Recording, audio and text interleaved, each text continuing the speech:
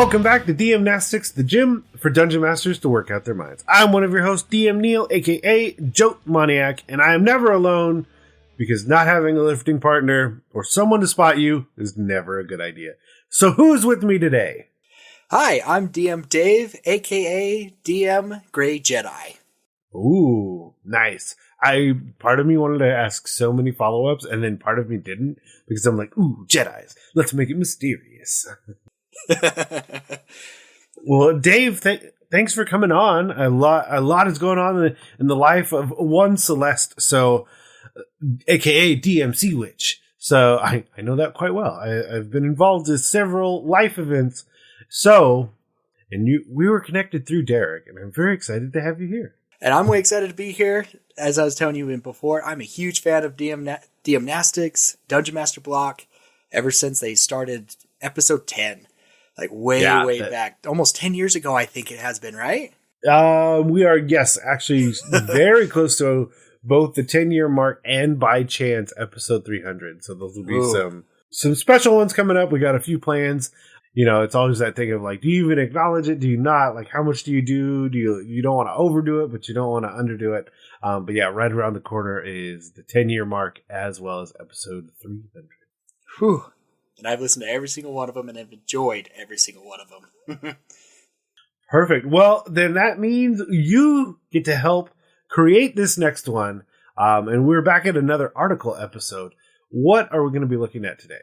Today, we are looking at Dungeons & Dragons 10 Best Saves or Suck Spells.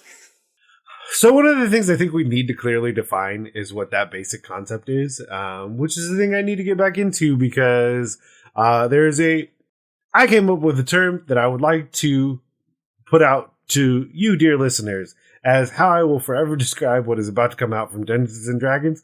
I'm just going to call it a newer edition. I'm not going to call it the new edition. I'm just going to simply forever call it the newer edition. Because I'm kind of confused as to, is it like a full one? Is it not? What fraction should I use to describe the changes that are involved? I don't know the answer yet because I haven't read everything. So it is the newer edition is on its way. And also we have new listeners, new people joining. So one of the things about D&D is that there are save or suck spells. And it is basically all or nothing spells. It would be another really, really easy way to describe these. The biggest one I think of is Guiding Bolt from the Cleric. Either you hit and do 46 points of radiant damage and give advantage to the next person, or you don't, and you didn't technically do anything but burn a spell slot. And that was your turn. Yeah, that's one of the fun/hard things about spells, right? Especially those spells. Majority of those are cantrips, right? But when you actually have to spend a spell slot, that gets a little more, ooh, should I really use this spell that is a save or suck? It's either I do something cool or nothing at all. Yeah, and as a dungeon master, super important to keep these in mind because of both directions. I think these are really going to be looked at from a player perspective, but it's important to know these kind of spells from both sides because if one of these, we're going to get into some really interesting monster design, I think, based on the conversation. And we haven't even talked about any of them. Let's talk about some of them, because I know what I'm going to say right now is inevitably going to come up. So what is number 10 on this list? Number 10 is Banishment. If it works, it's so cool. If it doesn't, it feels so wasteful. Right. And I have a story about this one, about, as a DM, why you should read the spell and make sure you know what the spell does before you actually implement it on your players, right? So my players were coming up on this big battle in our podcast, Homes of the Chaos Bard. They were coming up on this big battle, and I was going to be like, oh, this is going to be fun. One of my players has the Banish Arrow because he was one of the Arcane Archer. And I was like, he's been doing this to me forever. I'm going to return the favor and I'm going to banish him. Well, Banishment Arrow and Banishment Spell are two total different things. And I did not realize that. So I was able to banish him. I was like, yes, I did it. And then I read, because he's like, oh, when can I come back? And I read through and I'm like, he's pretty much gone the entire battle. Mm-hmm. And I was like, oh crap. So Banishment is one of those funny spells that I really enjoy, but it is like you said. So if you fail your charisma saving throw, you are gone for a minute. And in battle, that is a long time. I mean, that's almost 10 rounds. Yeah, it gets back to the previous discussions where it's tough because it's also a 4th level spell. So it's like, it's hard for me to like not want to reward that expenditure, I guess. You know, if you're willing to burn that spell and potentially lose and gain nothing from it, like the benefit of it succeeding needs to kind of counter that cost. But at the same time, like if I use it on a player, they effectively don't play. Yeah. So that feels bad to me. I mean, granted, because the flip side doesn't happen. Because if you have like a really big bad monster and they banish it, typically it's them separating, either preparing more because it's banished the one monster you had, and now they have X amount of rounds to better prepare for that battle. Or they've basically divide and conquer. They've gotten rid of one while defeating another, and then the first will come back. But that flow of play can happen faster because it's my monsters. We're still running combat because you're still fighting the one. Even if there's 5 rounds, the question, okay, what do you do for 5 rounds? Oh, okay, cool. And then the monster comes back. Exactly. Not like, Dave, yeah, you're banished. Okay, so going next round. Yeah, Dave's still banished. Next round. Like that's your experience at the table. Yeah. And the whole episode that we recorded, that's how it was. He was just, okay, you're gone. And he was one of our tanks as well. And this was a heavy upfront thing. And so my players started dropping and stuff like that. You're like, ooh, maybe I should have rethought this. Because it also is one of those spells that if you cast at a higher level, you can banish more people. And that is what I did. And so that didn't help at all either. So as a DM, you got to be cautious at that. As a player, have fun with the spell, right? Oh, yeah, that one's a lot of fun. All right. This one I do enjoy, but I think it's just because I'm mean. So number 9, plane shift. There are a lot of positive benefits for this one as well, though. Like if you're wanting to shift, it is a really key spell to obtain, because then like literally the planes and the multiverses, like this is when we're starting to unlock going to different spaces and places, saving the universe, not just the world you're on, that sort of thing. But you could also just kind of force the issue if you wanted to use it as a combat spell. You get to choose a plane of existence that they must be transported to. Then it's up to them to try and return. So, yeah, it just happens. If it does happen, then they're just left to their own devices about how to return. Which to me, if they use that on like a big bad evil guy, or at least a medium guy, you banish them to a different plane, your choice or whatever, they might recruit some friends when they come back. Yeah. And so that's a fun DM thing you could do. It's like, okay, you guys won this round, but he's going to come back with a vengeance, right? So this is even more so. This is a 7th level spell. Yeah. Where, because the main idea is you and up to 8 willing creatures can go to a plane of your choice. Okay, like that's what the spell's meant for. Mm-hmm. But if you end up tagging someone with it, it's like you said, they're not gone for a minute. They're just gone. And it's like, you think of all the really rude ways to use this, of like, oh, it's the fire elemental lord who is now in the plane of water. Like, okay, well, I mean, rude, but yeah, it's 7. But that's the thing, based on a single charisma save, and okay, so you're a 7th level caster, or no, not 7th level caster. You can cast 7th level spells, which means so your minimum level 13. Oof. So the likelihood that what you're trying to then put this onto has legendary resistances, or just like high enough scores to probably just not fail. It's also high, and so like Do you feel like you still feel accomplished? Because at least maybe you burned one of those. I don't know. Yeah, right. That's when you have to really start struggling with that idea. Do I save the spell to transform my friends maybe to a safe place because of the big legendary bad guys coming after us? Or do I try and do that to them? Yeah. Oh, this is tough.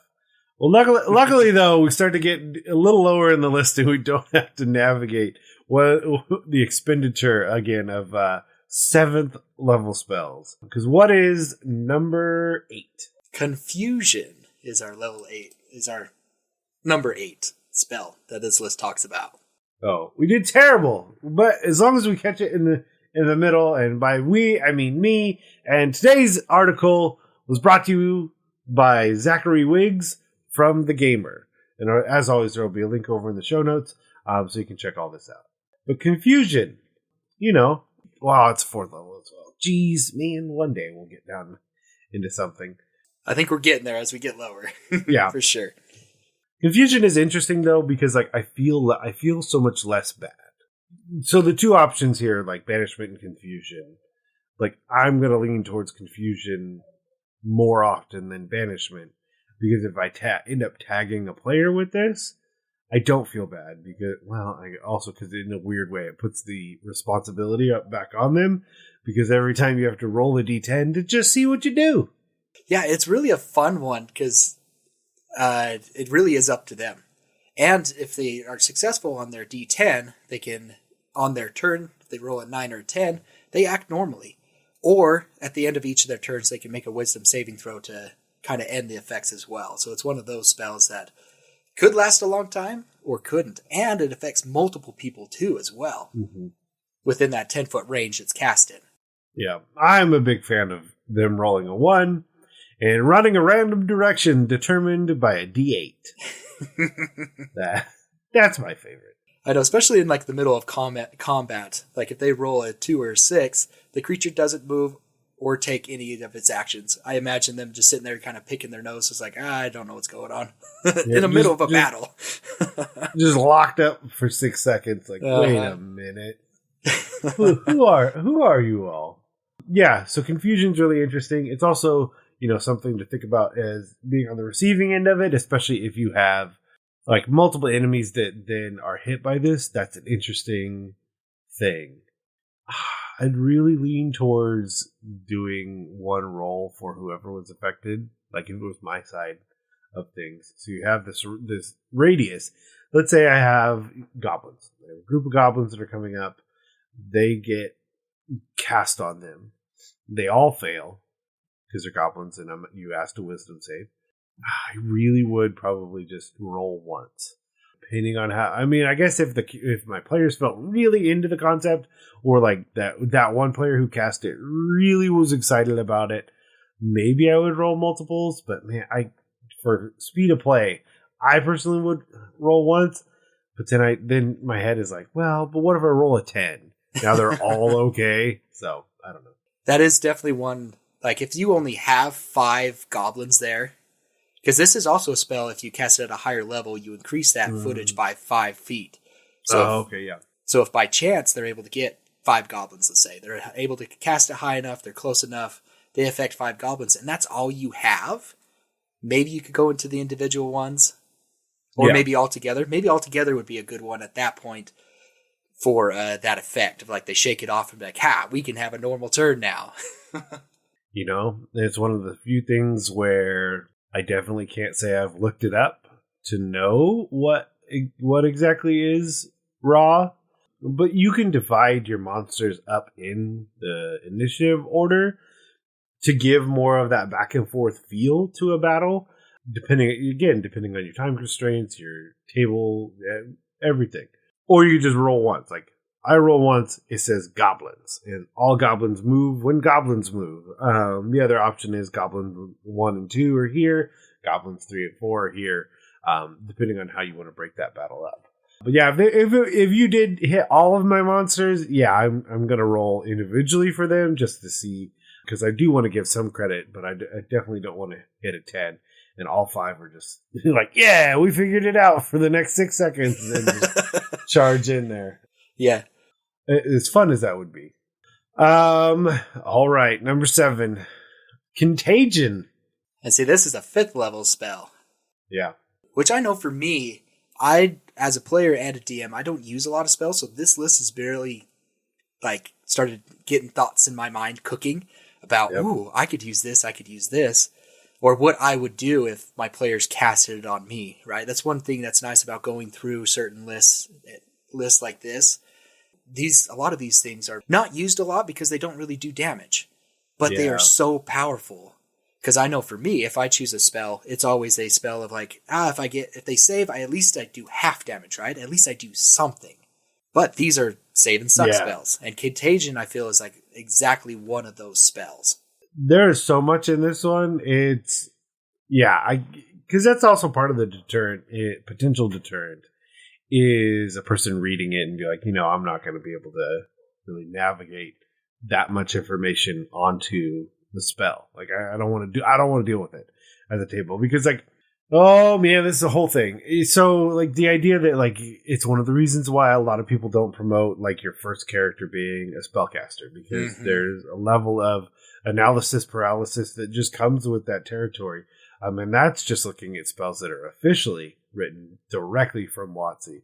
Now let's layer in all of the amazing stuff from other companies. Now what do I do? Now I have 1,000 spells to choose from. What's even any good?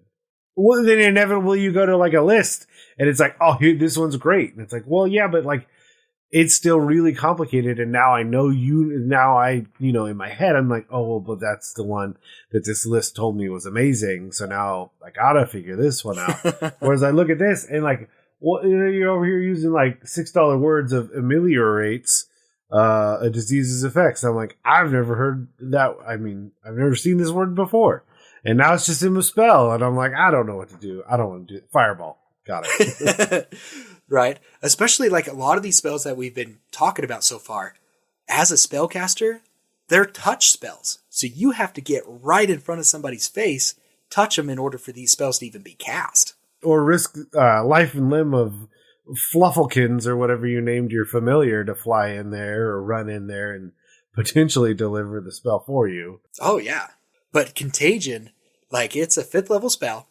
And I haven't looked at the duration for all these, but this one lasts 7 days, which is insane. 7 days in D&D game time. That could be a few sessions, right?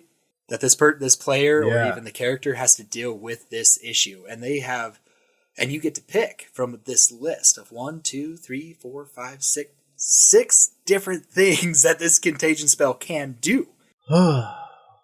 You have basically forced the equivalent of a death saving throw, of a disease saving throw.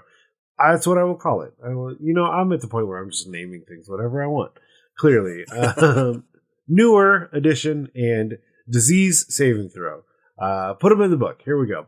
Because you're poisoned until you've either made 3 successes or 3 failures. Successes, you're no longer poisoned and you're good to go.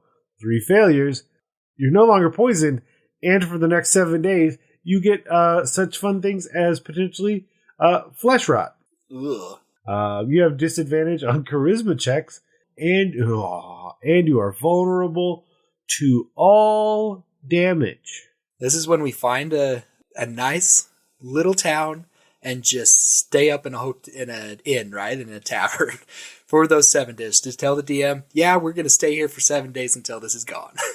Well, actually, if they're actually role-playing, right, they don't know how long this is going to last. Yeah. Which adds some interesting flavors as a DM, because they don't know unless they have the spell itself, right? That it's just hey, your friend's suffering flesh rot.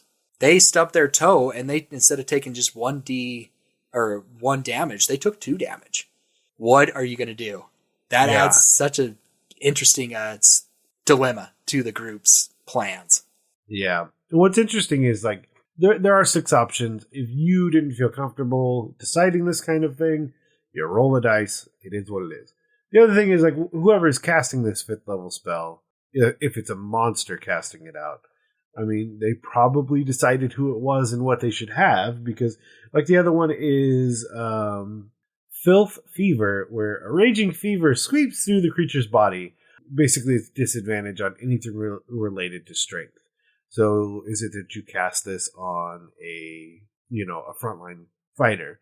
Especially because, I mean, this is like the narrative I can see in my head. Frontline fighter runs up. I cast this on them because they're right there. It's way easier to touch them because they're already standing in front of me trying to slice me in half. So then I cast this on them. Especially on a barbarian, right? Rude. When they rage and now they just have a normal roll if they're raging on all their strength checks. The one that I was looking at actually goes to one of our previous ones, Confusion. It's called Mind Fire. The creature's mind becomes feverish. The creature has disadvantage on intelligence checks and intelligence saving throws, and the creature behaves as if it's under the effects of Confusion spell during combat. So effectively, you're almost casting 2 spells with that one spell, Contagion, and choose Mind Fire. Yeah. I mean, the only way to make that worse is if it was Wisdom saving throws, which is required of Confusion. Ah, that's true. Oh, but it doesn't matter because they're not making a throw. They're not making a saving throw because they already act as if they were under it. Mm-hmm. So it does, the Wisdom saving throw of Confusion does not matter because you are just constantly for the next 7 days acting confused. Yeah, and you cast that on the wizard. So it has disadvantage on its intelligence checks and intelligence saving throws. What a detriment to the party. Wow. Yeah. No. Okay. Oh, these. Fear. It's tough. Because, wait, which one is fear? Is it that I can't run away? Is it that I can't move closer? Or is it that I run away? You run away. Frightened. The frightened condition is that I can't move closer. Which it does become frightened for the duration. But while frightened by the spell, a creature that must take a dash action to move away. My biggest problem with this is that, first off, it lasts a minute. Is it at the end of each round you can try again? Correct, no? Yes. Yeah. But still, no matter how many turns I didn't succeed, I then am required that many additional turns to return. Yeah, especially, I mean, I'm thinking that if they're a rogue, right, they can use dash as a bonus action. But then they have to use their action to dash again, right? If I'm thinking this correctly. So they're moving almost 3 times farther away. Yeah. In their turn. And like you said, now they have to come back. And this is a 3rd level spell. A lot of people can have these, by 5th level. Well, that's my thing is, so like the exit represents the amount of time it will take to return. Mm-hmm. So if let's say, these are the things I see a lot on YouTube videos. So let's do this. Okay, let's say it is. Let's say it's a rogue who already has Farstrider, and it's the rogue railgun. No, I'm not. That's not what I want.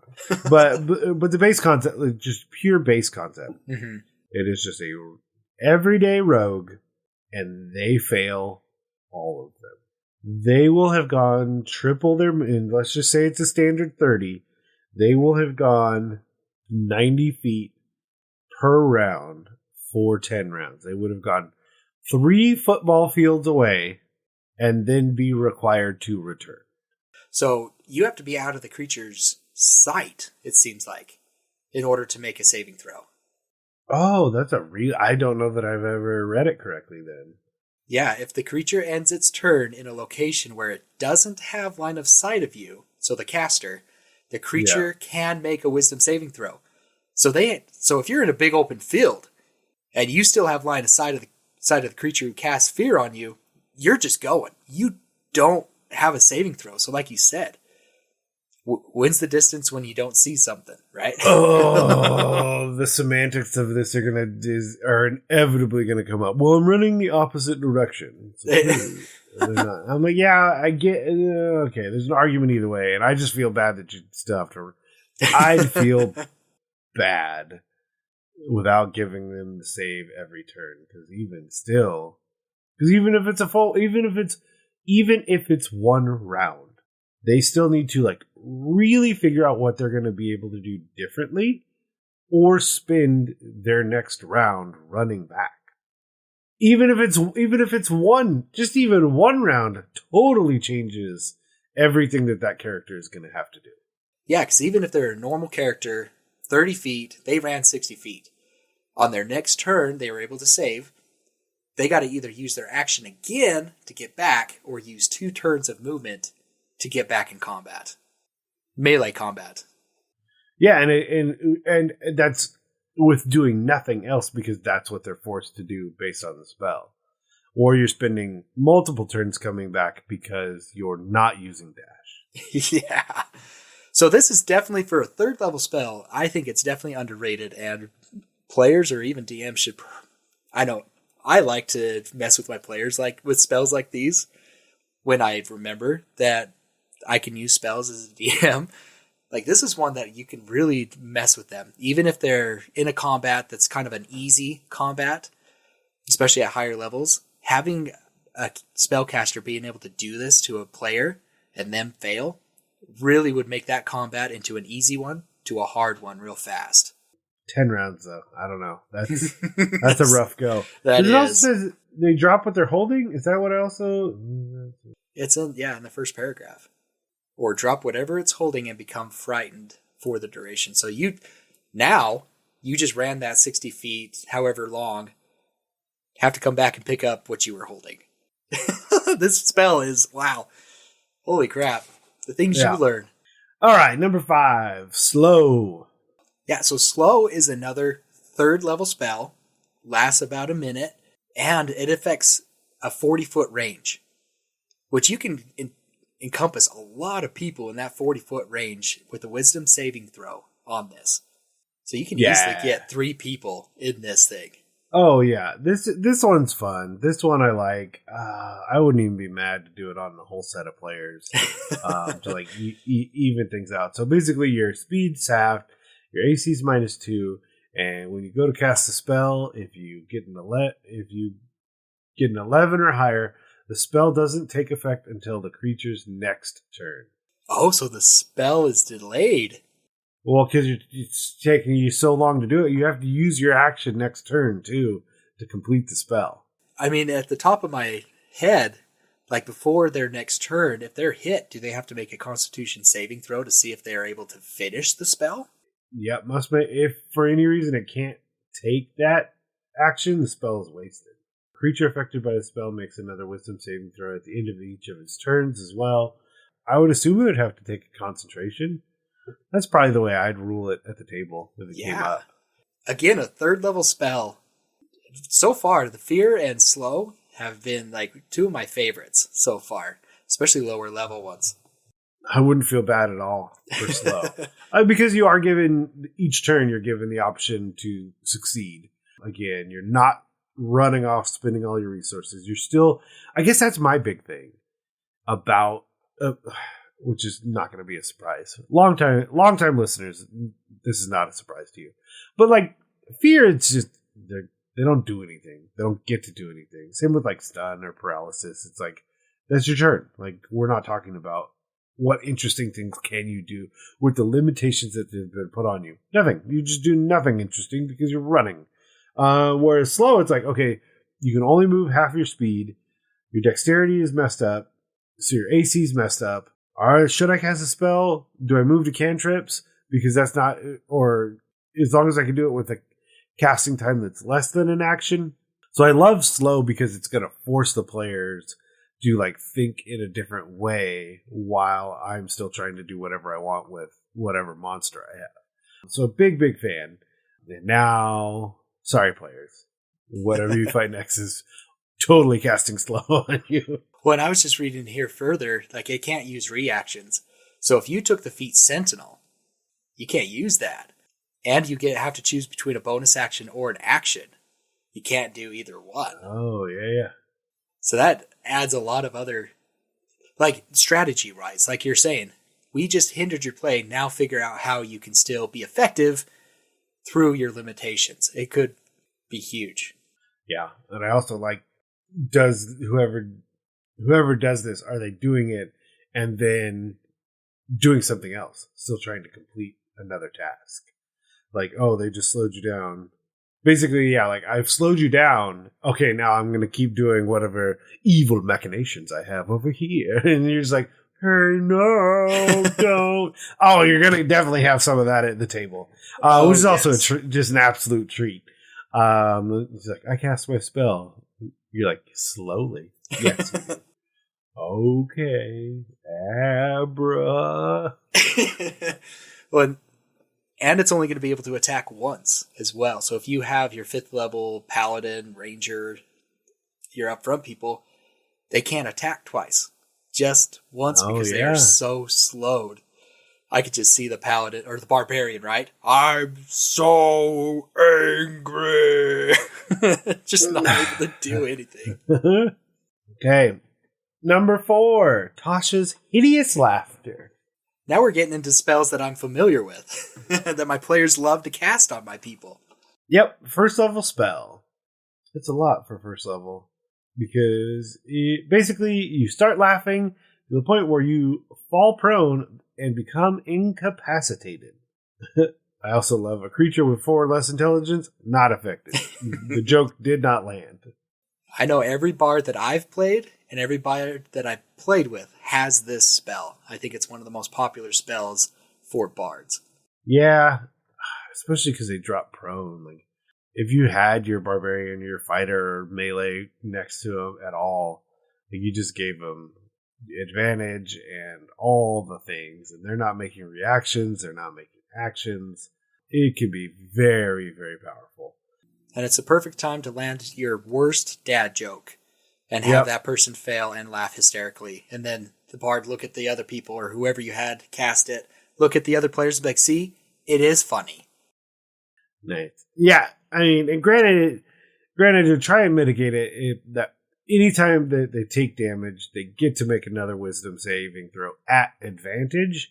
So it definitely has the chance to help. But even in your best case scenario, you just got stabbed while prone, making no reactions. Well, and if it's a melee, that's advantage, right? Because they're knocked prone. Yeah, that's what I mean. It's against you at advantage, and then you come out of it and you're still on the ground. So now you got to stand up. Like, it's a nice one, and it's one you got to try and get out at the end of a turn too. But it can be huge. I mean, you lose a turn. That's huge.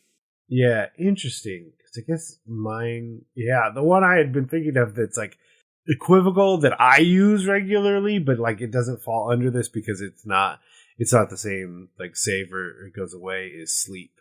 Because you can still waste sleep because you didn't realize how much health they were going to have, you roll really poorly, but I've definitely used sleep to make terrible things happen to creatures, because then they just fall to the ground and the other person just runs up and stabs them. So, this one.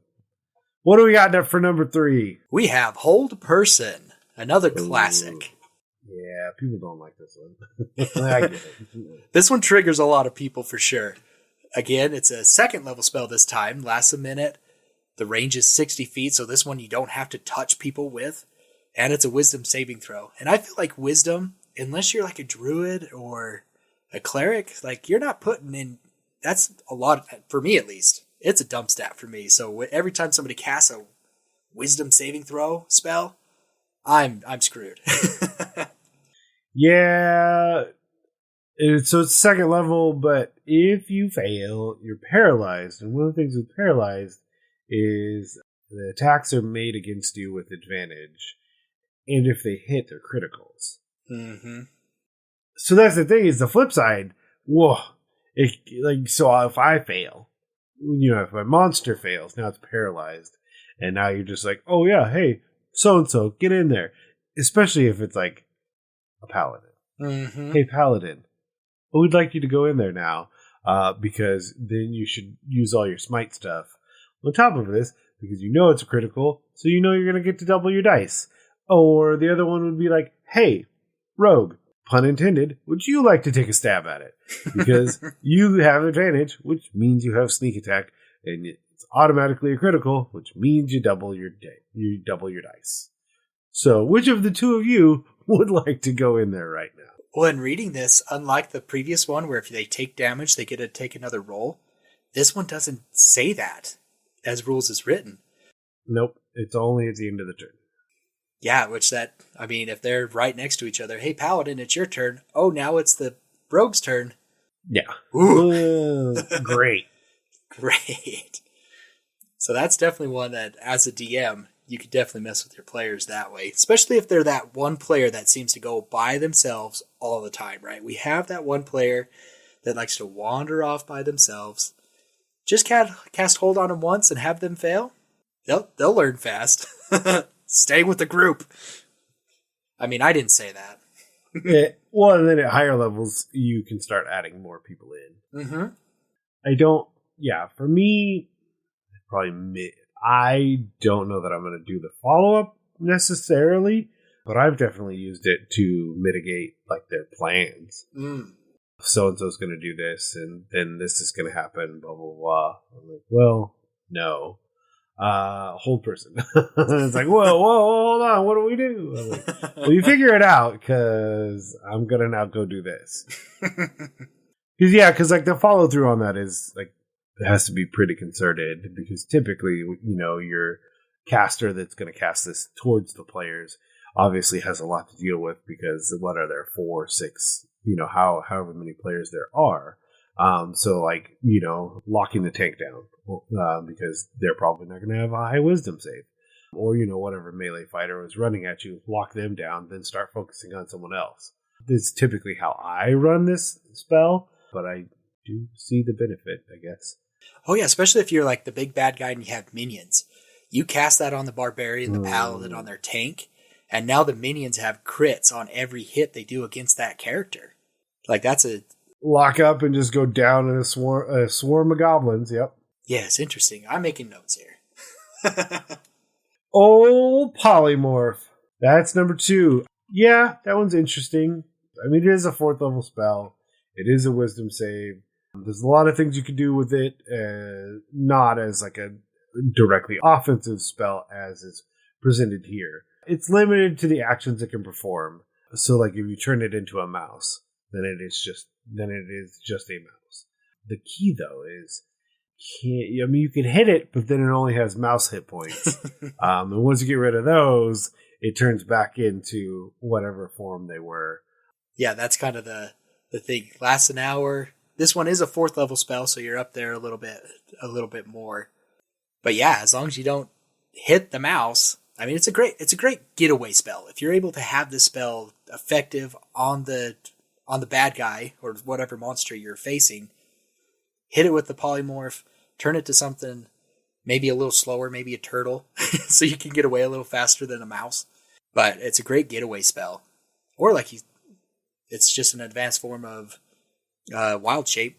You can do it's a very unique spell that you can do tons of different things with it.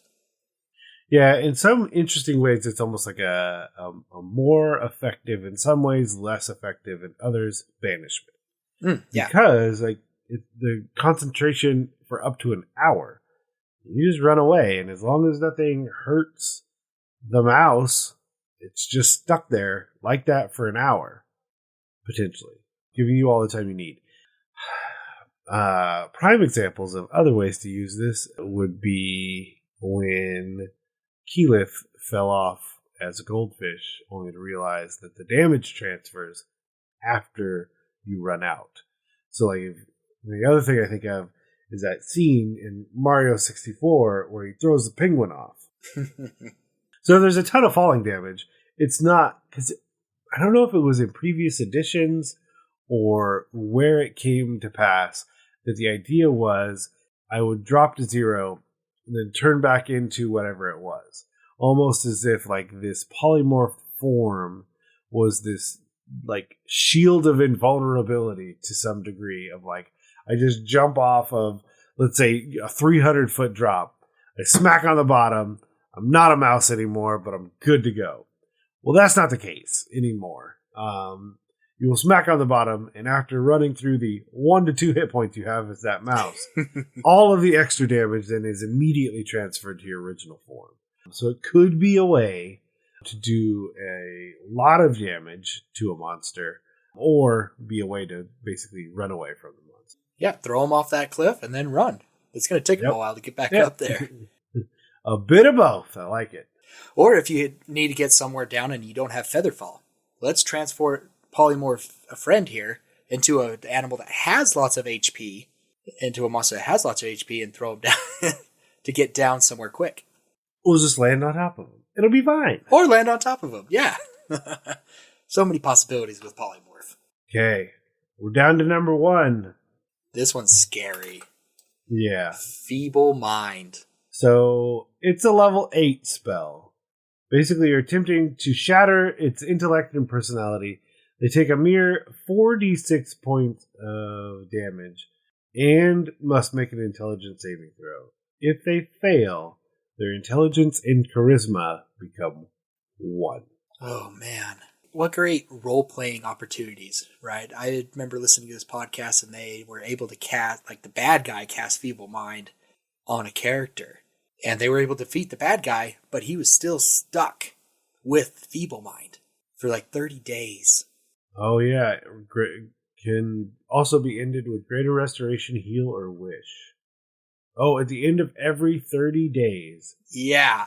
The creature can repeat its saving throw against the spell. If it succeeds, the spell ends. So one of the other things about this is, I don't know if it's in the book. I don't know if it's a transfer from other systems. One of the things is, if you have a stat that goes to 0, you're dead. Yeah. So now I've got 2 stats that are down to a 1. And there's not a lot of this in 5th edition where you have a stat reduction. But if I have any method by which to use it, now is my time to use it to either reduce the charisma or intelligence by 1, because then that creature is dead. Yeah. So yeah, you could have the old wombo combo there to be able to try and get something done in that regard, which could be a really interesting synergy put together by the players, a really aggressive synergy to be put together by the monsters. Wow. And just thinking how high the players have to be to use this 8th level spell, or if you're the bad guy, being able to use this spell against the wizard. Like, imagine using this spell against the wizard and the wizard fails. Yeah. Like, they can't use their spells anymore in the middle of combat. What do your characters do? Yeah, and these are the conversations that they're trying to think through of, like, okay, so what are we fighting? How do we burn those resistances? When we do, what's the 1, 2, 3 combo? Something so that they already have disadvantage on intelligence saving throws. Then I cast Feeble Mind. Then I cast this. Ooh, what a combo. Uh-huh. And you pretty much wiped them out. Done. Matter of 3 rounds-ish, maybe? Yeah. So, I mean, granted, you're using an 8th level spell, so, like, I get it. Oh, yeah. It's not small, but... Not small by any means. And it's one that actually does damage. All the other ones we talked about doesn't do damage. But this one does. 4d6 damage. Which, I mean, by the level that you have, if you're able, as any spellcaster, 4d6, I guess, could do a little damage, but it's not taking you out, right? No, it's just hurting you along the way. Right. Yeah. This one, yeah.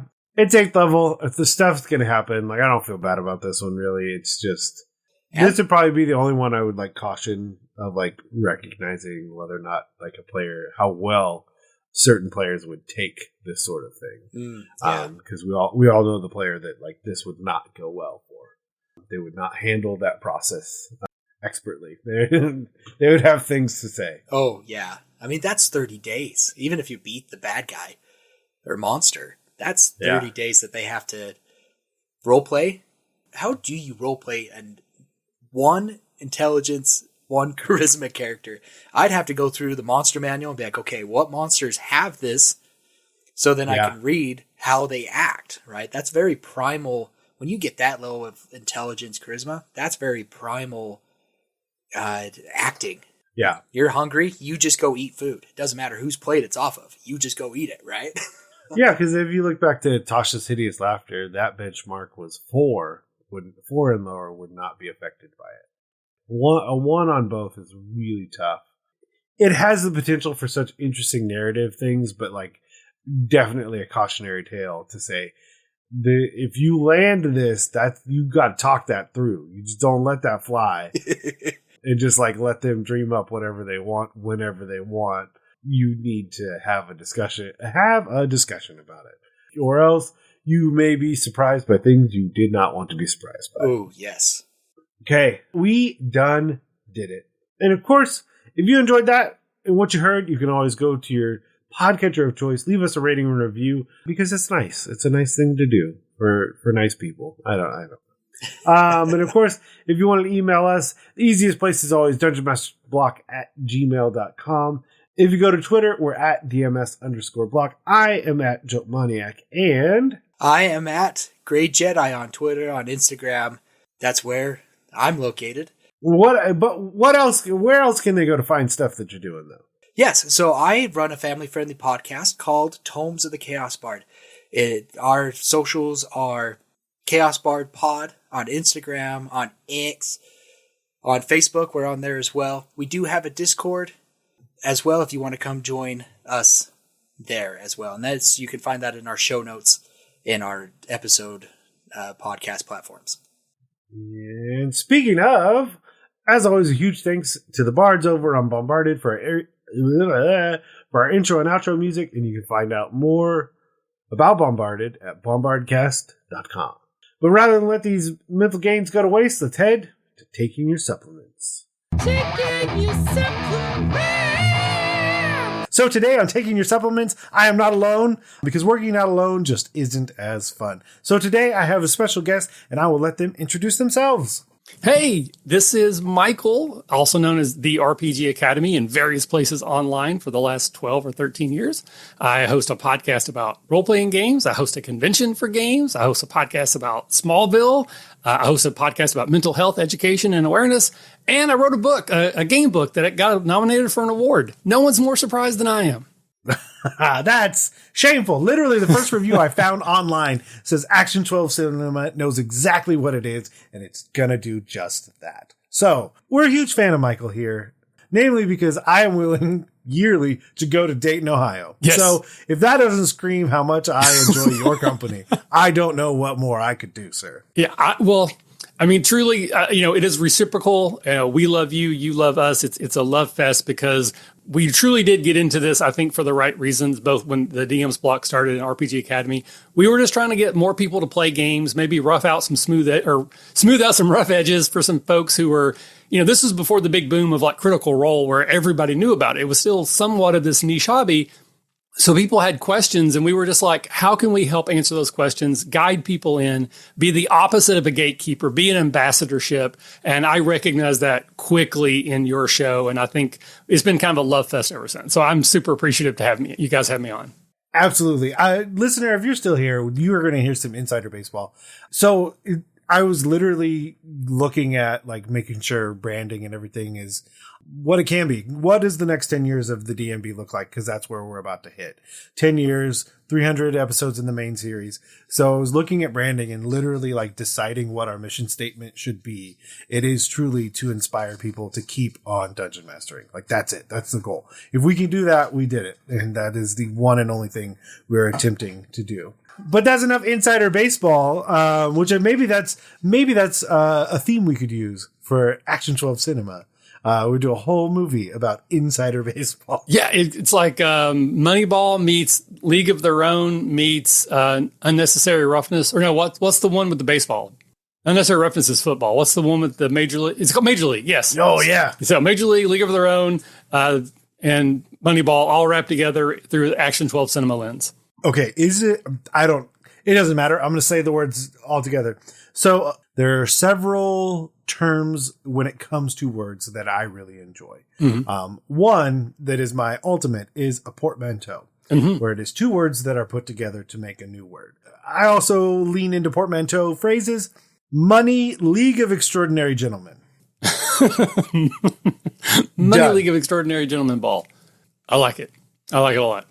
Yeah, so tell the listeners about Action 12 Cinema. Okay, yeah, so Action 12 Cinema is my love letter to the B, and if I'm being honest, C, maybe even D level action movies that I grew up watching as a kid that I absolutely love. So we're not talking Die Hard or like John Wick. Those are perfect movies. We're talking Call the Conqueror, The Last Starfighter, Tremors, which I think isn't a fantastic movie, but the production values, it's kind of low. So that's the type of movie, Flash Gordon. Those are the sort of the things that this game tries to emulate.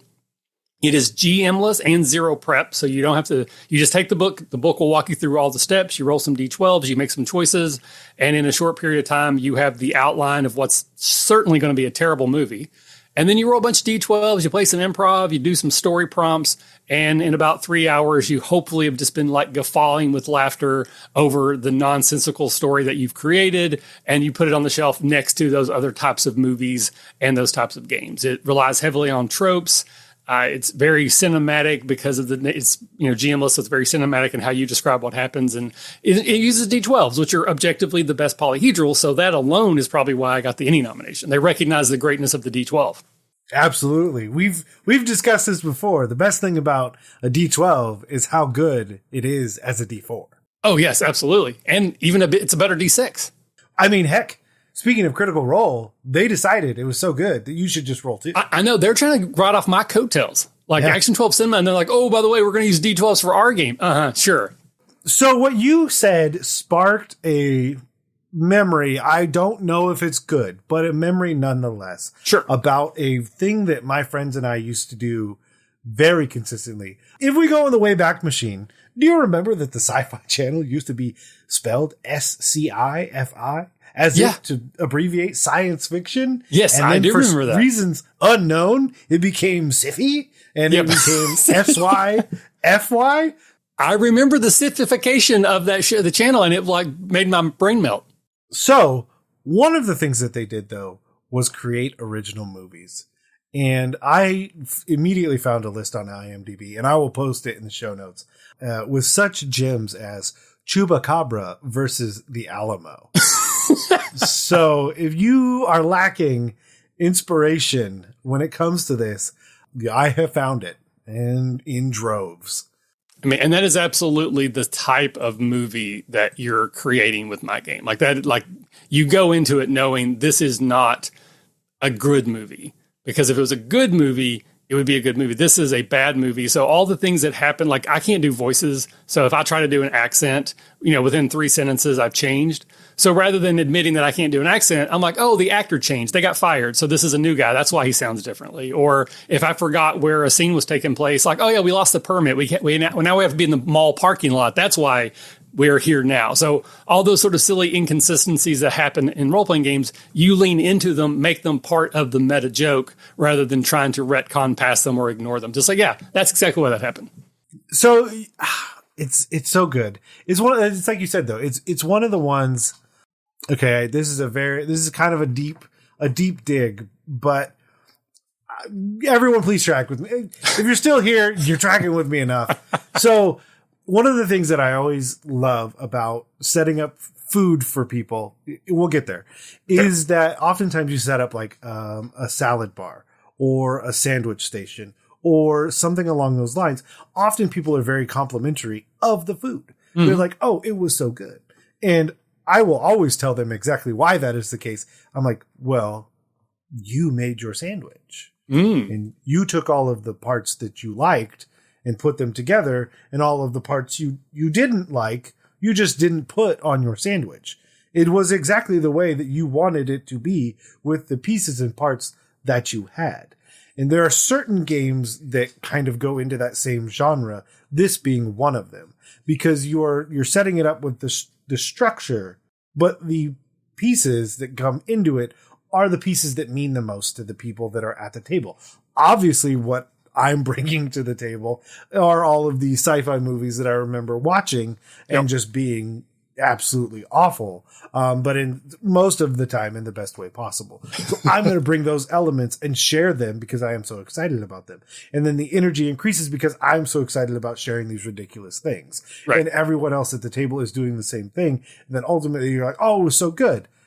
Again, it's because all of the pieces that you enjoyed are what you brought and added to, if you will, to go all the way back around the recipe of the game that you made.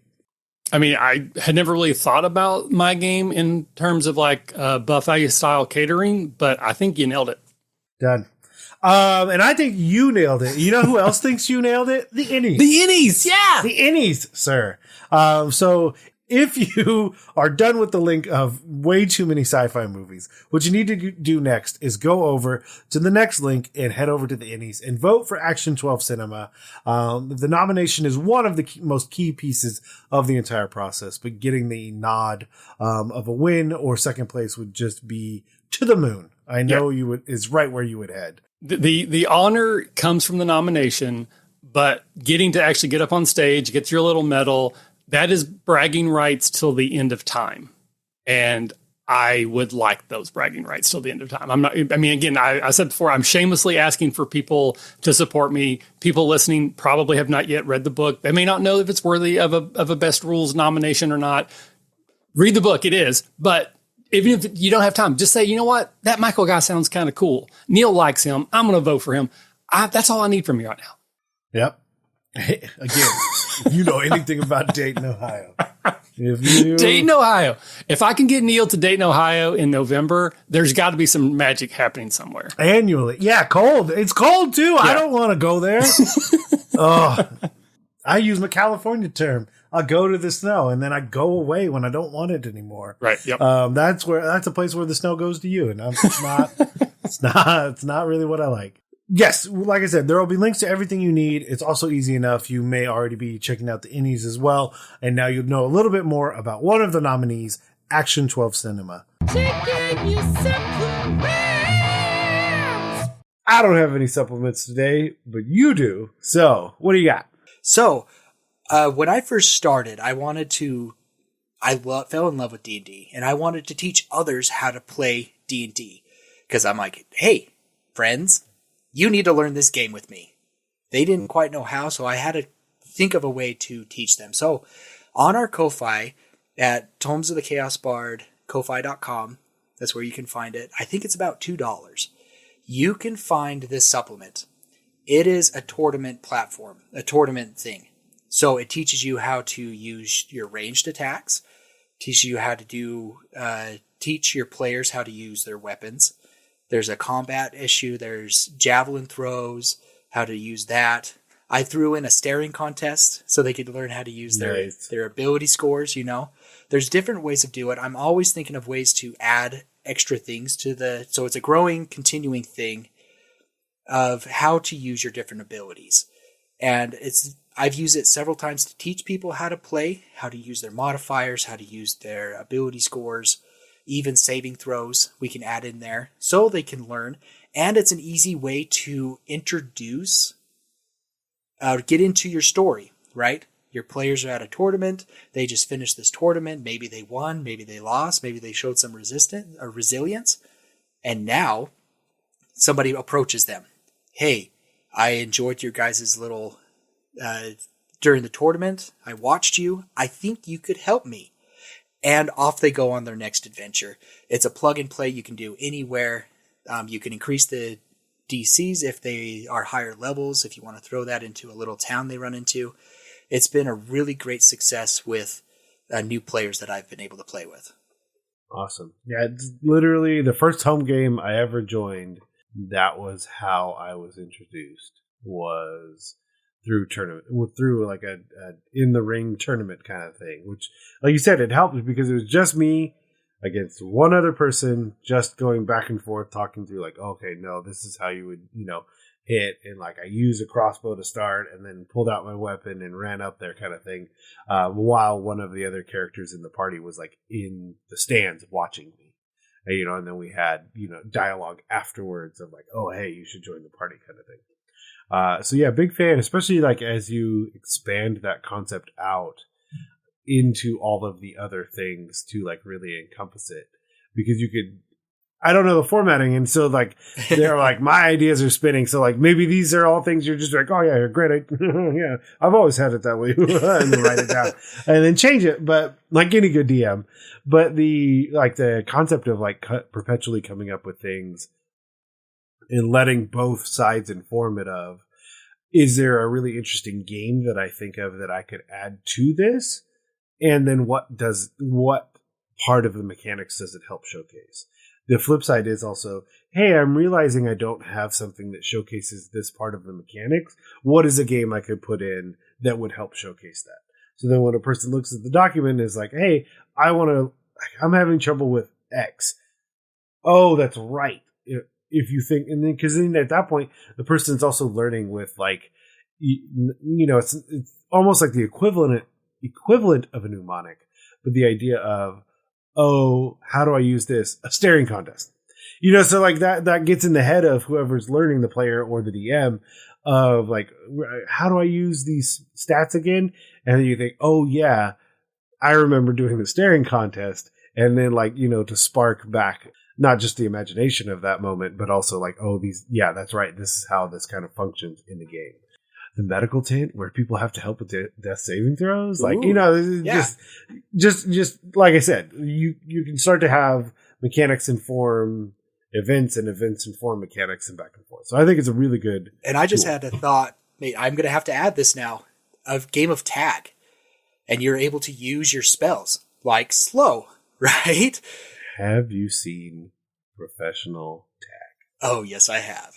Okay, good. Because that's immediately what I thought when you brought it up, because someone would be like, what do you mean we're playing tag? And they like come around the corner and it's just all that scaffolding built and people just like sliding under and flying over and like, having rules of like, oh, you can only do this much magic, or like spells of this level are okay. Exactly. Like that gets your spells in there. That gets your dexterity saving throws or even strength saving throws. Like it adds so many. I'm going to have to sit down and do that now. Yeah. Well, perfect. Yeah. We'll have a link to that in the show notes as well. But with that, we'll turn out the lights and head out of the gym. But before we go, I want to implore you, the listener, to join the forums, Discord, Twitter, anywhere else you can find us, and join in these challenges, exercises, and amazing conversations being had. To do that, head over to bit.ly DM banter and try some DM-Nastics so your players don't ask, do you even lift?